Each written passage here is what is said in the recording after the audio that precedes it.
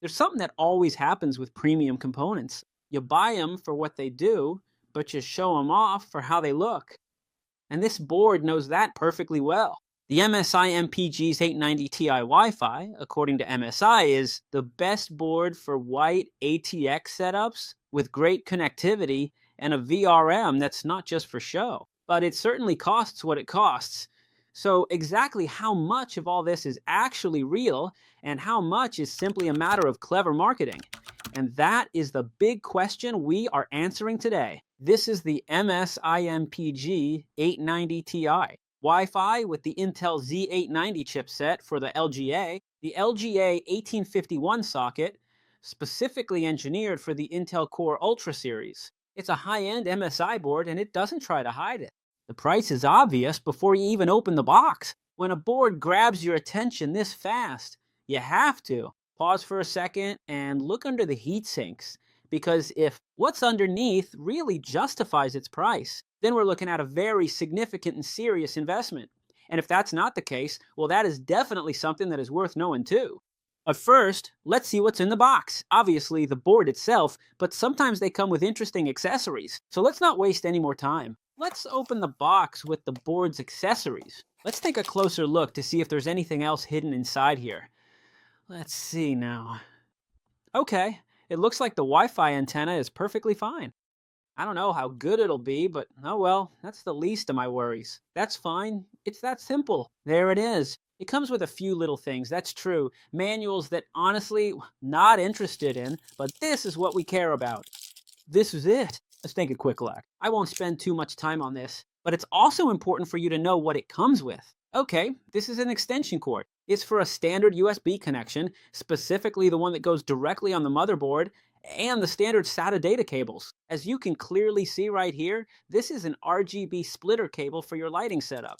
We also have this one for M.2 NVMe solid-state drives. And we have this additional one right here as well. These are also for M.2 NVMe solid-state drives. This one right here is a USB drive. And finally, this is the special little key that I'm going to show you now. And you might be wondering, what is it for? Just a little extra. Obviously, it doesn't work, but hey, this little key and especially the flash drive are nice touches. All right, time to take it out. We are officially open for business now, and we are so excited to show you what we have. So without further ado, here it is for you to see. That is quite interesting. If there is anything at all that I notice which is not perfectly white, MSI can say whatever it wants, but it's not white or gray. Well, yeah, there's gray, but it's more gray than white. There's very little white on the board. So they say it's for a white setup? Yeah, so it's for white. But for those of us who like it, for example, completely white.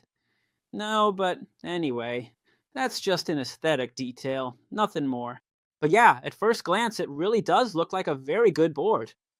Let's get to the important part. Let's take a look inside and see what it offers, what advantages or disadvantages this board might have, and whether it's worth the price.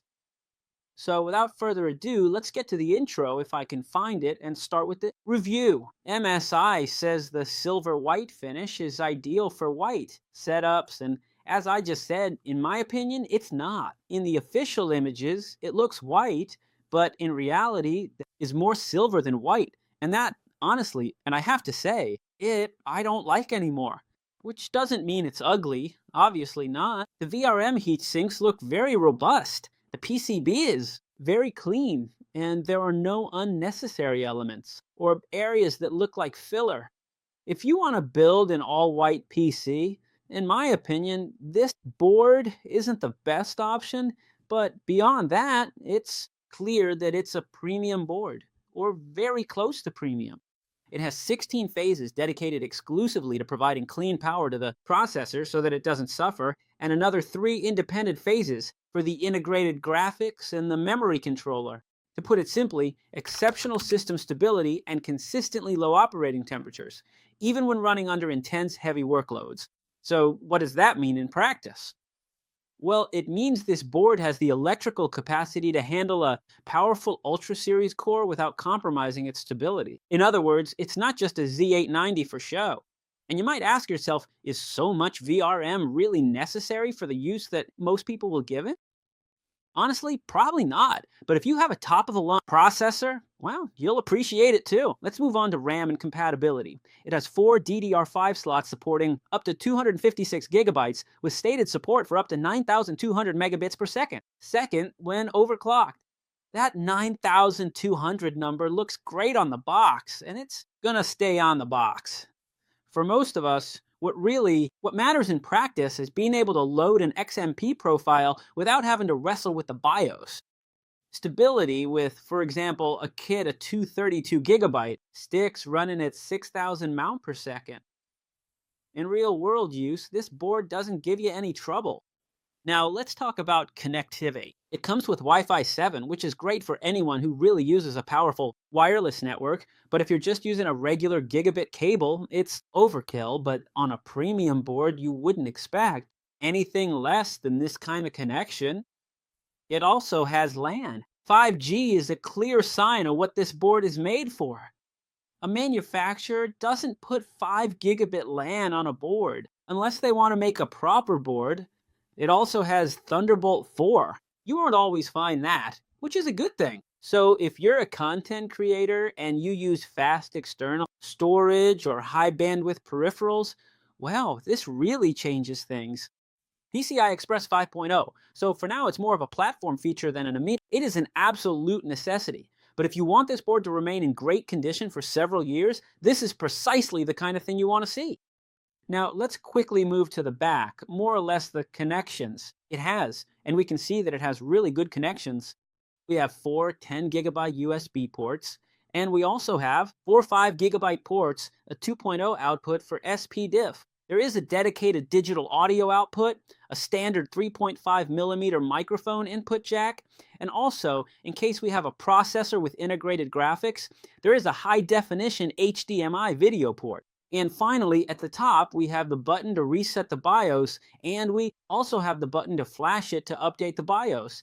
You do this by holding the button down when everything is connected. Obviously, we can flash the BIOS, and it's clear that this board is not exclusively designed for gaming. It actually makes a significant amount of sense for a creator who is in need of a lot from their setup, storage, and expansion. It has a PCI Express 5.0 by 16 slot for the GPU, a PCI Express 4.0 by 16, and a PCI Express 4.0 by 1. For anything else you need to add, the GPU goes exactly where it should. The remainder of the board gives you plenty of real space for a capture card, a network card, a sound card, or whatever else is a part of your custom PC setup. There are more than enough M.2 slots, so you won't have to worry. If you have more than one fast SSD, the physical layout is designed for that. It's not one of those motherboards where, after building the PC, you can't reach anything without having to take the whole computer apart again. However, 2 things worth highlighting are the way we remove the GPU and the endpoint heatsinks. The GPU removal system is very practical. I don't know why all motherboards don't have it. But oh well, only some do. It's done with a button. You just press a button. There, it's unlocked, ready to remove the card. Lock it again, and it's like the latch closes so the card doesn't come out. So when we put it in, it's locked. And when we want to open it to take out the card, we unlock it and the card comes out. And regarding the drives, there's also something really interesting. This is not merely a beautifully designed decorative piece, it's also actually a heatsink. And why do I say that? Because look, to take it out, I hope you can see this clearly, you have to press both of these buttons here, right? But let's start with this one right here. We press the button, move it up and forward, and we'll find the cover, which is actually the heatsink with a thermal pad, and also this is the thermal pad. Right here, you can actually see it located right at the base of the unit, let's say, and then also the largest decorative piece. We'll also remove it by pressing up and forward. And here we'll find the 4 slots for the M.2 drives, which are 5 in total. 4 on this side and 1 on the other side. And it also has a specialized thermal pad in the cover, which is actually the primary heatsink for the unit. And this is actually a really good thing because it significantly helps to keep all of your drives running cool. Well, and since we're on the subject, I'll tell you what this little key is for. Well, it's for removing this. If we put in a drive, we're going to put the adapter in so that the drive can be screwed in, you see, with this.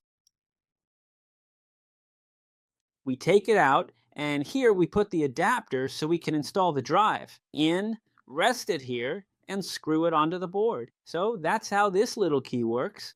Now, regarding the assembly experience, MSI puts a lot of emphasis on what they call easy die, which means significantly fewer steps and greater ease when assembling, connecting, and adjusting each component. The M.2 slots are exceptionally well designed. The heat sinks are very easy to access and remove, and the panel does not appear to be an industrial accident. The headers are placed in logical spots. If you've ever built a board where everything seemed like it was designed by someone who'd never built a PC in their life, you'll notice the difference. Something I didn't mention is that it obviously has MSI's signature little dragon with RGB lighting. It's all very nice, but what kind of user is it meant for? And this is really important because this board isn't for every type of user. If you just want to build a functional gaming PC, honestly, there are definitely going to be quite a few cheaper options out there for you to consider that perform just as well or almost as well as this entire game board. But if you fall into any one of these categories, the Z890 Edge starts to make sense. A lot of sense, like for Intel enthusiasts who want the best Z890 board, content creators who value Thunderbolt 4 or fast, external storage, and also for users who want complete and seamless connectivity without having to plug in any extra adapters. Then there are those who don't want just any board, but the absolute best possible option currently available on the platform. And now, as always, the good and the bad, in my opinion. So let's start with the good stuff, of course. Z890 platform for Intel Core Ultra Series 2, which runs it without any problems. Impressive VRM with 16 phases and an 8-layer PCB. Very complete connectivity with Wi-Fi, 5G, LAN, Thunderbolt 4, and PCI Express 5.0, and also, obviously, good support for double data rate 5 memory and exceptional high-performance memory overhead capacity. And finally, the setup is truly executed with great attention to detail, and the layout is clean and accessible. And now, as I always say, I'll put the bad things in quotes because this is a personal opinion. Let's start with the price. In Spain, it costs around 400 euros, and part of that price is obviously for the design. And the other bad thing I found about it, just two little things, nothing more. I think they're stretching the truth a bit, even on the official website where they say it's for a white setup. No, the board isn't white, okay? It's light gray, but it's not white. It's an aesthetic detail, I know. But if you're for those people who are really kind of picky about colors like me and who want absolutely everything white, bro, you are definitely not selling me a plain whiteboard. It's grayish, not white. So those 2 points are the negatives for me. So I think this MSI board is designed for a very specific user, financial profile. It's not the most financially sound purchase for someone who's just starting out. Wants a functional PC for everyday use, but if you're looking for a Z890 with a truly premium or near premium design, full connectivity, and a power base that won't give you any surprises with a powerful Intel Core Ultra, then MSI has done a pretty good job here.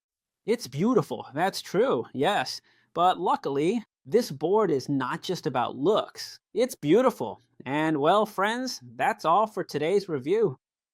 We've already seen this board, it's really nice. Beyond all those little things, those aesthetic details, mainly what I just mentioned, it's a very good board. So I recommend it if you can afford to spend that kind of money.